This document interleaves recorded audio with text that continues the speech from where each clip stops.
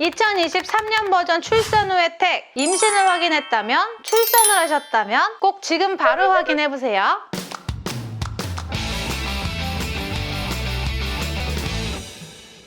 안녕하세요. 똑똑한 엄마들의 똑똑한 TV, 맘떡TV. 오늘은 23년 임산부 혜택에 이어서 새롭게 추가된 2023년 출산 후 혜택에 대해서 알려드릴까 합니다. 먼저 전국 공통 서비스 첫 번째로 첫 만남 이용권, 출생하는 모든 아동에게 임신 때 발급받았던 국민행복카드에 출산 시 최초 1회 200만 원의 바우처 포인트를 지급해줍니다. 첫 만남 이용권은 출생일로부터 1년간 사용 가능하며 모든 업종에서 사용 가능합니다. 두 번째, 2023년 새롭게 추가된 부모급여 항목이 신설됐어요. 작년엔 영아수당이라는 이름으로 만 0세에서 1세 영유아에게 월 30만 원씩 지급되었는데 부모급여라는 새로운 이름으로 23년 기준 만 0세 아동의 부모에겐 월 70만 원을 만 1세 아동에겐 35만 원을 지급해줍니다. 참고로 24년의 경우 만 0세 아동에겐 월 100만 원, 만 1세 아동에겐 월 50만 원으로 상향 지원 예정입니다. 대상은 22년 1월 1일 이후 출생아 중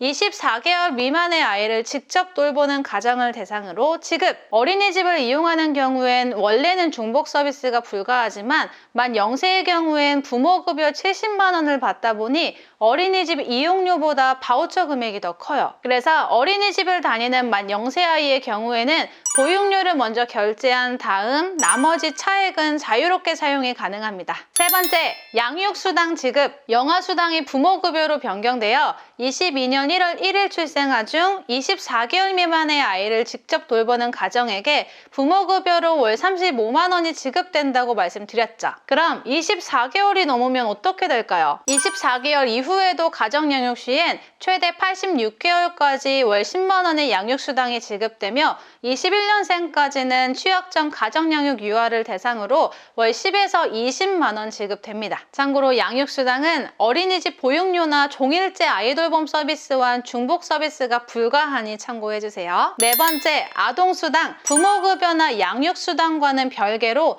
만 8세 미만까지 월 10만 원을 현금 지급받을 수 있습니다. 다섯 번째, 산모 신생아 건강관리 지원사업. 정부 지원 산후도우미라고 많이들 알고 계시는데 정부에서 산모의 산후 건강관리 및 신생아 관리를 위한 가정방문 서비스를 제공하고 있습니다. 이 서비스는 모든 출산 가정에 지원 가능하나 태아 유형, 출산 순위, 소득 수준 등에 따라 정부 지원금은 차등 지급되어 본인 부담률이 다르기 때문에 지역 내 보건소로 문의하는 것이 가장 정확합니다. 여섯 번째, 출산가구 전기료 경감. 출생일로부터 3년까지 월 전기요금의 30% 할인, 한성고객센터 123에 전화하거나 인터넷으로 신청하시면 됩니다. 참고로 아파트에 거주 중인 분들은 관리실에 전화하셔서 출산가정 할인 신청했다고 말씀드리고 관리비가 나오면 출산가정 할인이 적용되었는지 꼭 확인해보세요. 일곱 번째, 저소득층 기저귀 조제 분유 지원. 22년 8월에 이미 한 차례 인상되었는데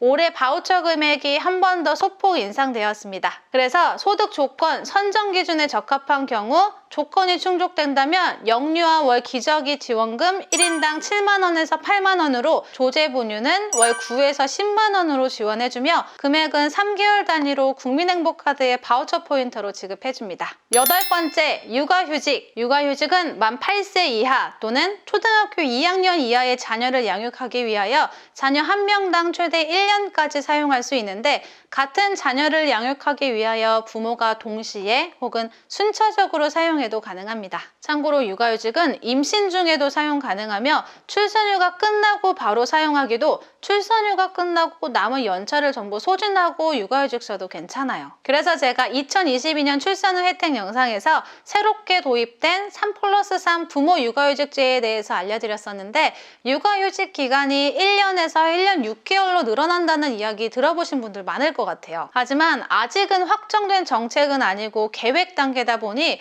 구체적인 내용이나 정확한 시행 일자에 대해서는 확정이 난다면 바로 소식 알려드리도록 할게요. 9번째, 아이돌봄 서비스 시간 지원 확대. 아이돌봄 서비스는 부모의 맞벌이 등으로 양육 공백이 발생하는 만 12세 이하의 아동을 대상으로 아이돌봄이가 직접 집으로 찾아가는 돌봄 서비스인데요. 작년까지는 연 840시간의 돌봄 서비스 시간을 제공하였는데 올해부터는 연 960시간으로 돌봄 지원 서비스가 확대되었습니다. 네, 여기까지가 전국 공통 출산 후 혜택이었고 지금부터는 지자체 혜택에 대해서 알려드릴게요. 첫 번째, 출산 후 출산 장려금, 출산 지원금을 지급해줍니다. 하지만 지역별로 지원 금액, 지급 기준, 지급 방식은 각기 다르며 첫째, 둘째, 셋째마다 또 다르기 때문에 문의처로 문의해 주시거나 아이사랑 홈페이지 내에 출산 지원금을 클릭하여 해당 지역을 검색해도 확인이 가능합니다. 두 번째, 산후조리비 지원 사업, 그리고 산모, 신생아 건강관리 본인 부담금 지원, 경기도 및 산후조리비 지원 사업을 진행하는 지자체들이 있습니다. 다만 지역에 따라 조건이 상이하다 보니 조건이 충족된다면 출산 장려금과는 별개로 각 출산 가정의 산후조리비 명목 혹은 산후조리비 대신 국가사업인 산모, 신생아 건강관리 지원 사업의 본인 부담금 중 일부를 추가 지원해줍니다. 세 번째, 서울 아기 건강 첫걸음 사업. 서울 내 모든 출산 가정의 임산부 및 신생아를 대상으로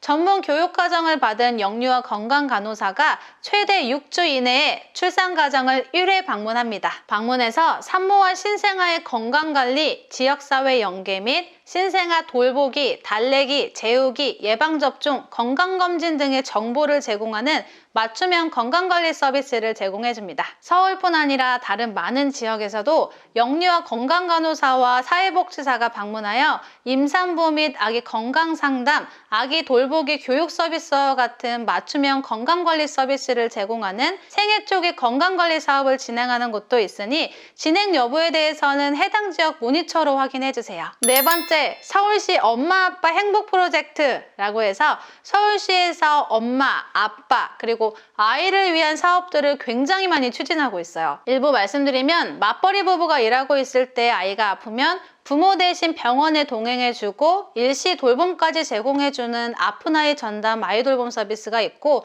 등하원 전담 아이돌봄 서비스가 있어요. 그리고 사후령 아이돌봄비 지원 사업으로 사촌 이내 친인척이 손자녀 등에게 돌봄 수행 시 돌봄 수당을 받을 수 있는데요. 이렇게 서울시 엄마 아빠 행복 프로젝트의 다양한 사업들은 현재 진행 중이며 일부는 23년 시행 예정에 있습니다. 마지막으로 지자체마다 유축기를 대여해주기도 하고 산후 모유수유 클리닉, 임산부 교실 등을 운영하기도 합니다. 자, 이렇게 많고 다양한 혜택들은 인터넷으로 신청이 가능한데요. 정보24 홈페이지 원스톱 서비스 행복출산에서 통합 신청으로 가능한 내용 확인하셔서 원스톱으로 신청하면 됩니다. 직접 행정복지센터에 방문해서 한 번에 신청하실 분들은 출생신고하면서 한 번에 신청하는 것이 편리하겠죠. 그리고 마지막으로 요즘 조산이나 저체중아 출산이 늘어나고 있어요. 37주 미만의 조사나 혹은 2.5kg 미만의 아이를 출산한 경우라면 국민건강보험공단에서 아이 외래 진료 시에 5세까지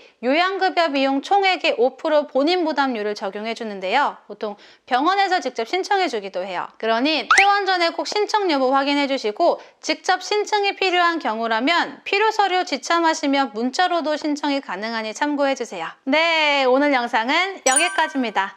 지난 영상에 이어서 지금까지 2023년에 새롭게 추가, 변경된 임신, 그리고 출산 후 혜택에 대해서 알아봤는데요. 다양한 정책들이 있지만 몰라서 혜택을 못 받는 분들도 있고 출산휴가 끝나고 바로 복직하는 엄마들도 계실 거고 남편도 육아휴직 써라 장려는 하지만 막상 육아휴직 쓰고 나왔더니 내 책상이 사라졌다, 승진이 누락됐다 이렇게 눈치 보여서 사용하지 못하는 분들도 많죠. 현재 심각한 저출산과 인구 절벽으로 정부에선 다양한 혜택과 정책으로 임신과 출산을 장려하고 있는데요. 그렇지만 보통의 가정이 당장 아이 낳으면 어떻게 키우지? 집은 어떡하지? 이사 가야 되나? 직장은 어떡하지? 하면서 아이를 낳으면 부부의 인생이 힘들어질 것 같다는 걱정과 미래의 불확실성에 대한 고민들 때문에 출산율은 점점 낮아지는 것 같습니다. 아이를 준비하는 가족에게 걱정과 고민보다는 더 행복해질 수 있다는 희망이 생겨야 저출산을 이겨낼 수 있다고 생각하는데요. 이에 나라가 현재 저출산의 심각함을 고려하여